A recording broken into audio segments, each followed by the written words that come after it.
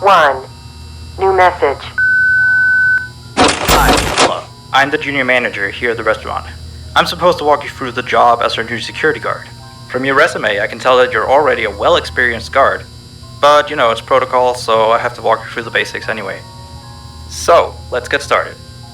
We have security cameras all around the restaurant, and if you bring up the camera panel, you'll be able to view the feed from each camera by pressing the camera buttons on the minimap.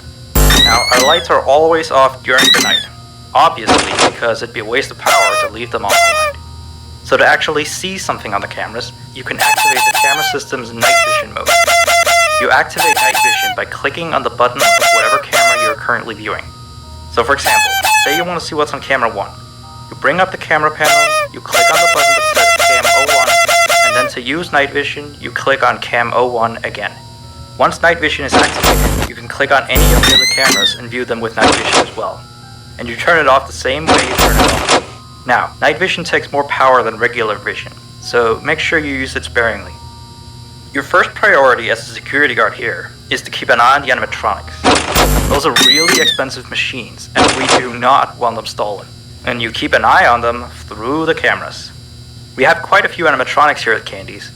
There's of course the cats Candy and Cindy, there's Chester the chimpanzee, there's the penguins, just lots I tell you.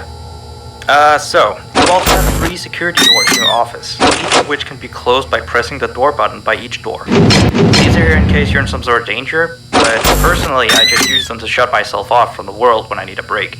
But don't let me be your role model on that one. You need to remember that closing these doors takes power, and the longer they're closed, the more power they drain. Now, I know that sounds kinda backwards, but you have to trust me on that one. I think it's something about the doors having an automatic fail-safe feature in case the power gets cut off. So they open up if there's no more power. All I know for sure is that they do use more and more power the longer they're closed, so you don't want to keep them closed for too long at a time. Now, the reason I keep mentioning the power is because the restaurant uses a backup power generator at night, which only has a certain amount of juice in it.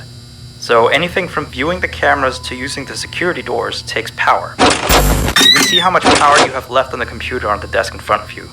Try not to run out of power. If you do though, you won't be stuck in the office since the doors will always open up anyway. Oh, and one last thing. The animatronics aren't completely turned off at night, so they might start walking around a bit. But just be careful not to let any of them into the office, cause we have stuff in there we don't want damaged. Though, don't bother with the ticket booth door, they won't attempt to get in through there. That should be all. You'll hear from me again on your next shift. Have a good night.